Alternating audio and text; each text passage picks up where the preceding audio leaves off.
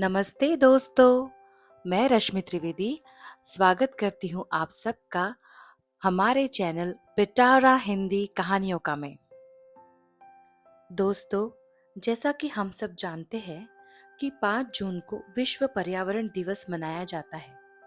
उसी के उपलक्ष्य में मैं आपके लिए लेकर आई हूँ एक छोटी सी कहानी पर्यावरण दिवस, जिसे लिखा है मीरा परिहार जी ने और आवाज दी है मैंने यानी रश्मि त्रिवेदी ने।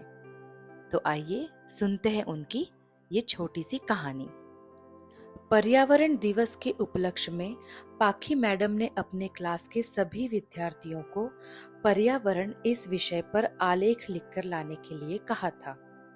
दूसरे दिन राखी ने इस विषय पर लिखा हुआ अपना लेख मैम को दिखाया तो उन्होंने कहा, बहुत बढ़िया, इसे सभी को पढ़कर सुनाओ। फिर राखी ने अपना लेख पढ़ना शुरू किया। पर्यावरण का मतलब है हमारे चारों ओर का वातावरण। यह कुछ प्राकृतिक है तो कुछ मनुष्यकृत। प्रकृति ने मानव, पशु, पक्षी सभी के अनुरूप भोजन बनाया है। इसे सूक्ष्मदर्शी होकर समझना होगा। गेहूं, चना, बाजरा, दालें आदि मनुष्य के प्रयोग के लिए और भूसा पशुओं के लिए। जो पशुओं के काम नहीं आता वह जलावन के काम आ जाता है।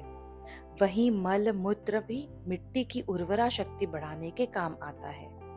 पर मनुष्य के पीने के पानी के साथ उसने पाखाने जोड़ दिए। अब करते रहिए स्वच्छता का वादा। ऐसे में अब विदेशी एक्सपर्ट बुलाकर समस्या का निदान भी किया जाएगा। करोड़ों की योजनाएं भी बनाई जाएंगी।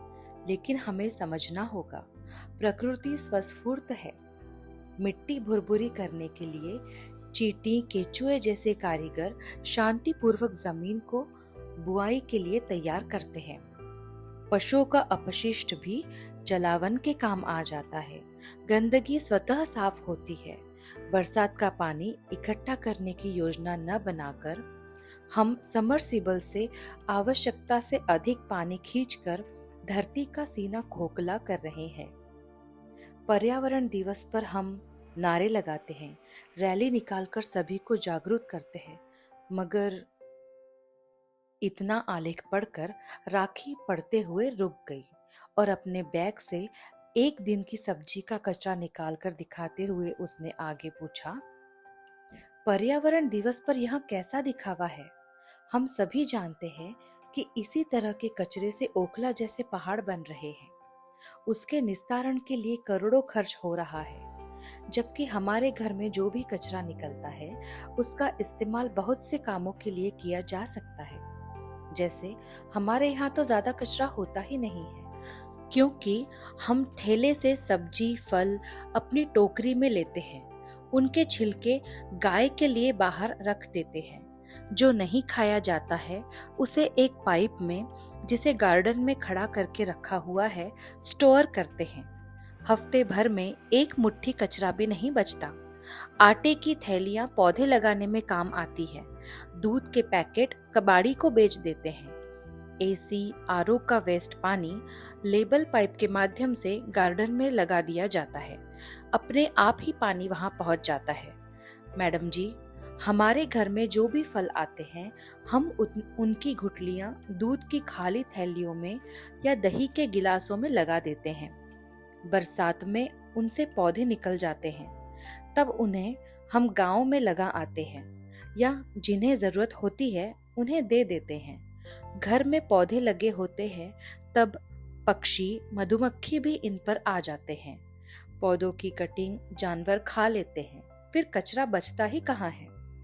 जघन्य अपराध तो स्वच्छ नदियों में नाले का गंदा पानी छोड़कर हो रहा है, जिससे पीने योग्य पानी का संकट शीघ्र ही हमारे समक्ष होगा।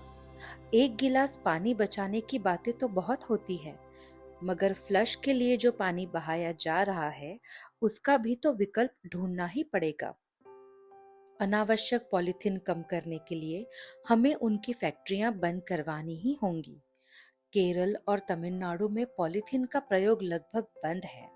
अगर आज हमने कोई ऐसा ठोस कदम नहीं उठाया तो पर्यावरण दिवस का कोई मतलब ही नहीं रहेगा। हमें किसी एक दिन नहीं बल्कि हर रोज ही अपनी प्रकृति का ध्यान रखना है। इतना कहकर राखी ने अपना आलेख पूर्ण किया।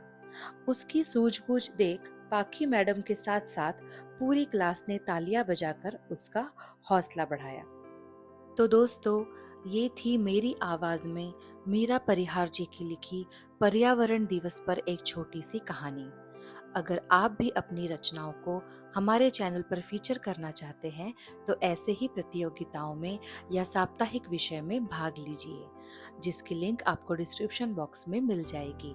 हमारे अन्य लेखिकाओं की कहानियों को भी जरूर सुनिएगा। आज के लिए बस इतना ही। अलविदा।